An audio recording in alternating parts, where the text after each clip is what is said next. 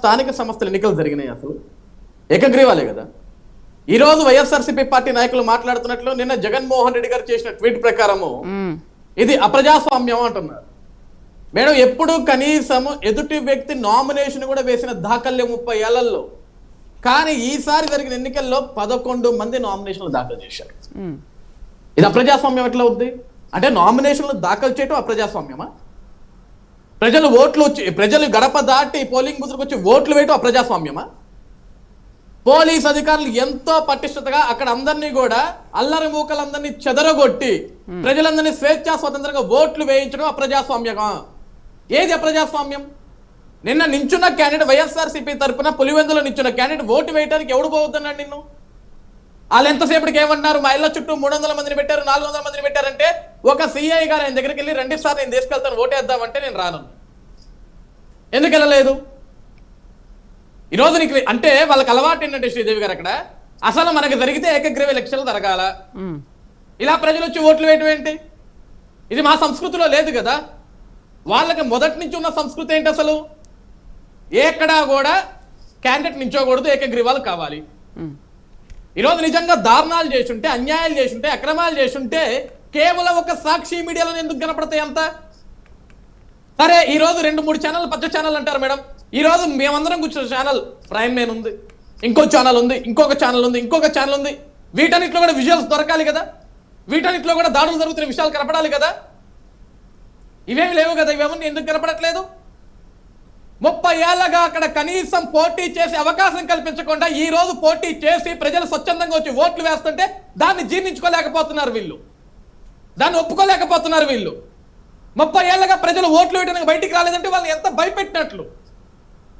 30 ఏళ్ల తర్వాత ఈ రోజు గడప దాటి బయటకు వచ్చి ఓట్లు వేశారంటే నిజమైన స్వాతంత్రాన్ని పులివెందుల ప్రజలు నిన్న చూశారు. నిజంగా అక్కడ దారుణాలు జరుగుంటే 80% పోలింగ్ జరిగేదా?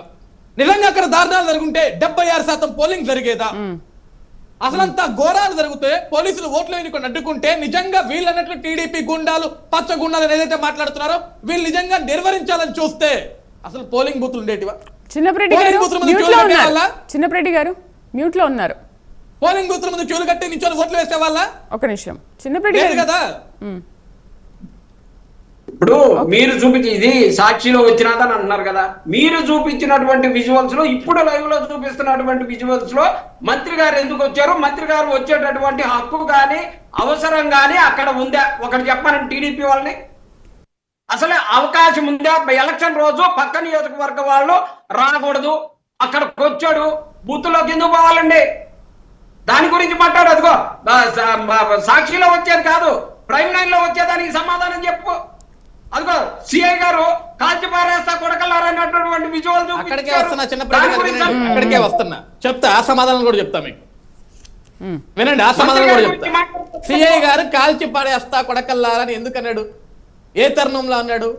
అక్కడ తాగేసి ఇష్టానుసారంగా రెచ్చగొట్టే వ్యాఖ్యలు చేసి జరిగే ఎన్నికలు ప్రశాంతంగా జరగనివ్వకుండా చేసి జగన్మోహన్ రెడ్డి కళ్ళల్లో ఆనందం చూడాలని చెప్పేసి అక్కడున్న వైసీపీ మూకలు కావాల్సిన రెచ్చగొడుతుంటే ఒక పక్క పోలీస్ అధికారులు ఇది కరెక్ట్ అయిన పద్ధతి కాదు, ఎన్నికలు జరుగుతున్నాయి, ప్రజలు భయభ్రాంతులకు గురి చేస్తే సరైన పద్ధతి కాదు, ఎన్నికలు సజావుగా సాగనివ్వని మాట్లాడుతుంటే అదే పోలీస్ అధికారులు అడ్డం పెట్టుకొని వాళ్ళు అడ్డుకొని వాళ్ళు ఇష్టానుసారంగా బూతులు తిడుతుంటే అధికారులు బూతులు తిట్టుకునేదానికి అక్కడ ఉంది. మేడం, నిన్న ఏ సతీష్ రెడ్డి గురించి అయితే మాట్లాడుతున్నా అదే సతీష్ రెడ్డి నిన్న మీడియా ముందు ఏం మాట్లాడాడు విన్నారా మేడం? ఐఏఎస్ ఐపీఎస్ వెదవల్లారా అని మాట్లాడాడు. ఐఏఎస్ ఐపీఎస్ పట్టుకుని వెదవల్లారా అని మాట్లాడతారా మీరు? అంటే ఎంతో కడుపు మంట మీకు. ఈ ప్రజాస్వామ్యంలో ప్రజలు వచ్చి ఓట్లు వేస్తే దాన్ని తట్టుకోలేరా మీరు? అంటే పులివెందుల్లో ఎక్కడా కూడా ఎన్నికలు జరగకూడదా? ఏకగ్రీవాలు అవ్వాలా మీకు?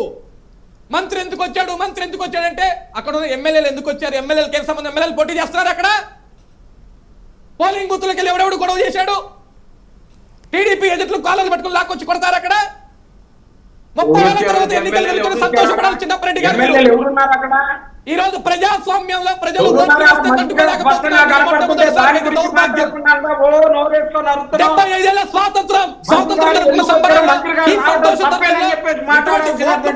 ఓట్లు వేస్తుంటే తీసుకోలేక తట్టుకోలేక కడుపు మంటతోటి మాట్లాడుతున్నారు. ఇంకా సిగ్గు లేకుండా మీరు, ఇది పద్ధత?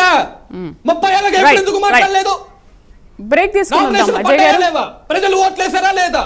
ప్రజాస్వామ్యం జరిగిందా లేదా? ఆ ప్రజాస్వామ్యం ఎక్కడ జరిగింది? ఇక్కడ మీ అసలు మీ క్యాండిడేట్ ఓటు ఎందుకు వేయడానికి పోలేదు? ఇంట్లో ఎందుకు కూర్చున్నాడు? ఎవడు కూర్చోమన్నాడు? క్యాండిడేట్ ఎక్కడ ఉండాలా? క్యాండిడేట్ ఈ రోజు